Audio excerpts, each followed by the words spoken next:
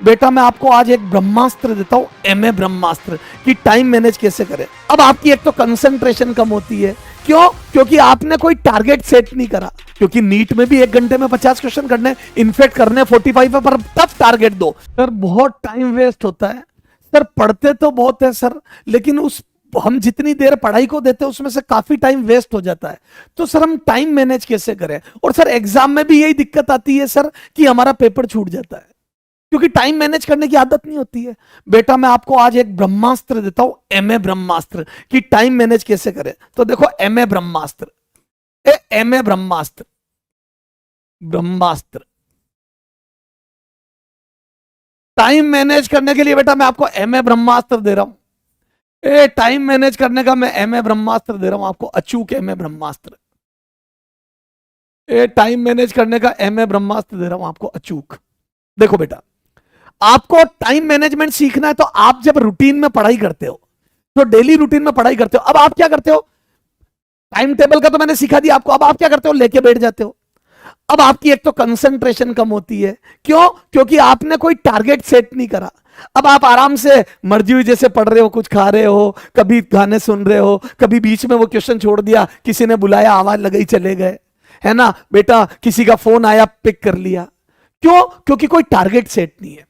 छोटे छोटे target set करो, छोटे छोटे माइलस्टोन सेट करो, वहां तक पहुंचना है। सर कैसे? बेटा आप मान लो आपका फिजिक्स में चैप्टर कंप्लीट हुआ और आप मॉड्यूल कर रहे हो या बुक कर रहे हो या क्लास नोट्स कर रहे हो या डीपीपी कर रहे हो। आप आपकी क्लॉक वहां रख दो, अलार्म क्लॉक, और उसमें 1 घंटा सेट कर दो और 50 क्वेश्चन करने हैं। क्योंकि नीट में भी 1 घंटे में 50 क्वेश्चन करने, इनफेक्ट करने 45 है, पर टफ टारगेट दो। 50 क्वेश्चन का टारगेट सेट करो, घड़ी में 1 घंटे का अलार्म भर दो। इससे 2 फायदे होंगे। एक, जिस क्वेश्चन में टाइम कंज्यूम ज्यादा होता है उसको बाद में करने की हैबिट आ जाएगी कि पहले जो इजी क्वेश्चन है वो करें। इससे तुम्हारे एग्जाम में आपकी मैक्सिमम आउटपुट आने लगेगा। क्यों? क्योंकि टफ क्वेश्चन में टाइम वेस्ट नहीं होगा, पेपर छूटने जैसी समस्या का समाधान हो जाएगा। सर मेरे पेपर बहुत छूटता है, तो बाबा कहते हैं कि बेटा लाओ गुरु दक्षिणा, मैं आपको बताता हूं तो आपका पेपर जिंदगी में, बेटा खुद कर ले, सब समझ में आ जाएगी। बेटा कोई बाबा बाबा के चक्कर में मत पड़, बेटा खुद अपना टाइम मैनेज करना सीख जाओ। अलार्म क्लॉक के साथ काम करो, किसी भी सब्जेक्ट, चाहे वो फिजिकल केमिस्ट्री हो, चाहे वो फिजिक्स हो, चाहे वो बायो हो। बायो में 1 घंटे में 90-100 क्वेश्चन का टारगेट लो, 100 क्वेश्चन का। टफ टारगेट दो अपने आप को। इनफैक्ट मैं तो कह रहा हूं 40 मिनट में, क्योंकि बायो 40 मिनट में करेंगे अपन एग्जाम में। तो बेटा उससे क्या होगा? एक तो टाइम मैनेजमेंट एग्जाम का भी सीख जाओगे, टफ क्वेश्चन को बाद में करने की आदत होगी, पहले सारे इजी इजी से कंसेप्ट बिल्डअप हो जाएगा और वही हैबिट हो जाएगी, क्योंकि एग्जाम में तो बेटा पेपर नहीं छूटना चाहिए ना। ठीक है सर।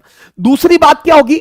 अब आपका फोन आप साइलेंट करके बैठोगे। क्यों? क्योंकि आपको पता है टाइम चल रहा है। एक टारगेट सेट कर दिया कि इतने टाइम में करना ही है। अपने आप को छोटे छोटे आपने गोल्स दे दिए। तो क्या मैं बोल दूं बेटा, अब ना तो किसी का फोन पिक करोगे, मम्मी आवाज लगाएगी तो अपन क्लियर बोल देंगे आफ्टर 1 आवर बात करेंगे मम्मी, ठीक है? अच्छा, डिस्ट्रैक्ट नहीं होगे क्योंकि पूरी कंसंट्रेशन लग जाएगी, क्योंकि आप एक एम के पीछे भाग रहे हो।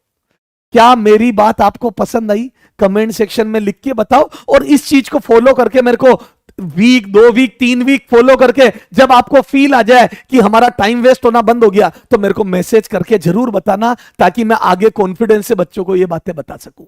ओके, बेस्ट ऑफ लक बेटा, अच्छे से पढ़ो बेटा। मैं तुम्हारे को इसी तरीके के ब्रह्मास्त्र समय समय पे देता रहूंगा, क्योंकि बेटा कंटेंट पढ़ने के अलावा भी कई चीजें होती है जो आपको एग्जाम में आउटपुट देती है पेपर पे।